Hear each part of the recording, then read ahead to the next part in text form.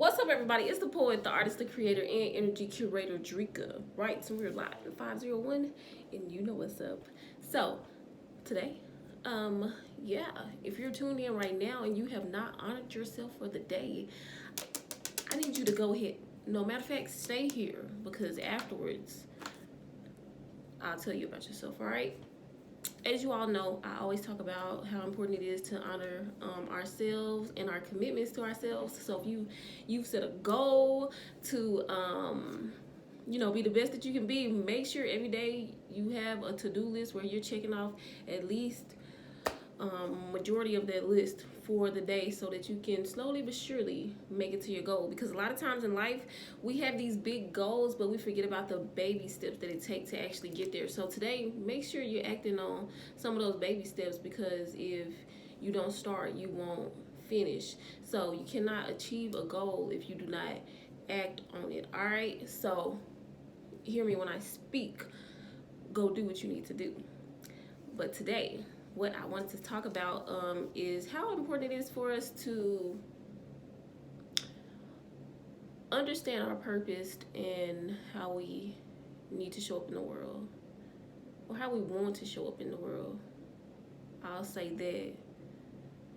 And a lot of people struggle with figuring out what their big purpose and their job is on this here earth. And that can be like, it can be a really dark space to be in, to not feel like you have a purpose. But I really want you to reflect on your life up until now, and you'll usually find out that your purpose is actually something that you've always naturally done, but you have not recognized it as your purpose because, again, you've always done it naturally. So think about it. What have you done good, or what have you done naturally? I think about when I was growing up, I was always trying to help people. Always trying to give them advice, an inspirational word. Like, I literally remember being in middle school, and there was this girl. She had a group of friends, but they were like a really trash group of friends. And I wrote her a letter, and I'm like, baby, those are not your friends. If they were, they would not treat you like this, and you should not accept that, because that is unacceptable.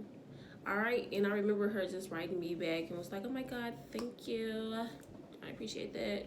And after that, I became the middle school counselor, the middle school, I'm gonna call myself a middle school psychologist. Yeah. So once upon a time in my life, I did want to be a psychologist to help people with their problems, but I quickly learned, no, don't want to do that exactly. But anyway, in high school, I literally had patients, and I still have those papers where, like, my clients, and I cannot disclose their names because of confidentiality reasons, but they would write me these letters about whatever problems they had and whatever questions they wanted advice on.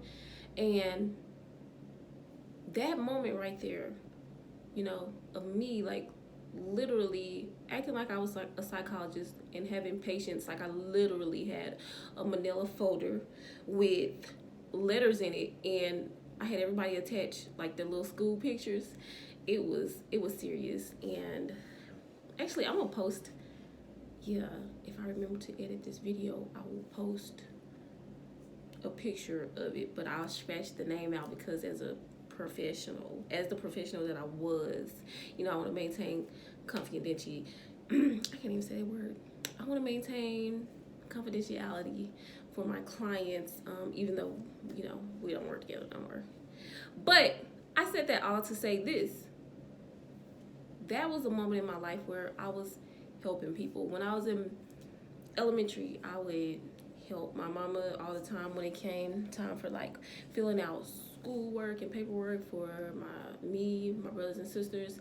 Like, I would always be by my mama's side, and she would teach me how to like do everything. And that's like right now, I know everybody's social security number, birthday, I know their doctor name, the doctor's contact, I know allergies, I know when you got your shots. I know everything, all right? Because I was helping my mama, and my mama has 5 kids, all right?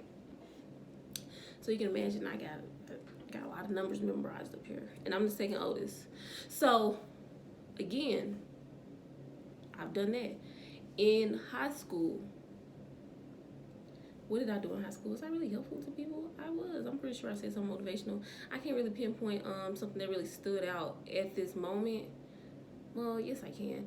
I organized the Poetry Out Loud competition for East STEM as an East Lab project, and for Poetry Out Loud, you're supposed to have an instructor, but I was like, I'm gonna be the instructor. This is my program, and I'm gonna run it how I see fit. I would meet with students during lunch to help them build their recitation skills with the poetry. And on the day we had the competition, it was so beautiful because the student that won, his name is Malik Duhart, and I feel like he really appreciated that experience. Like, he really put himself out there, and I don't think people expected him to show up like how he showed up and just kill the competition. So that was a beautiful moment, and it's so crazy because I actually saw him today. So shout out to him, being productive with his life and doing big things. So again, those are all the instances in where I've helped somebody. You know, I wanted to lift people up and show them that, you know, they can do whatever it is that they want to do, be whoever they want to be.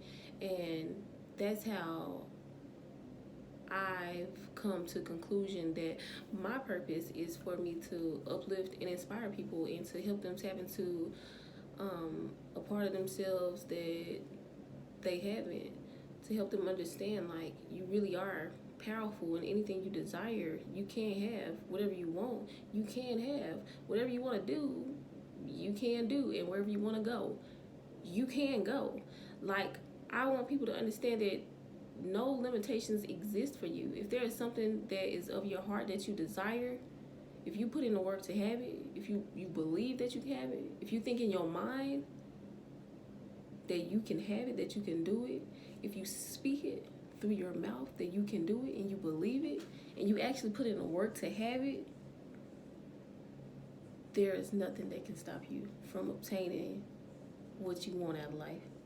And the only thing that can stop you is you, all right? And that goes back to one of my popular sayings. Nobody's coming to save you, so save yourself.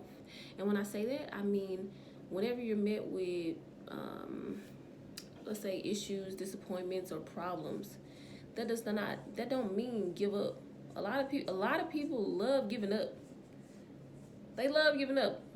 At the first sight of adversity or a problem, they just, oh my God, this doesn't work, I'm out of here. But that's not how it goes, all right? Think of like small downfalls as bumps in the road, all right? Or no, matter of fact, think of them as speed bumps. You know, a speed bump is meant to slow you down, not stop you.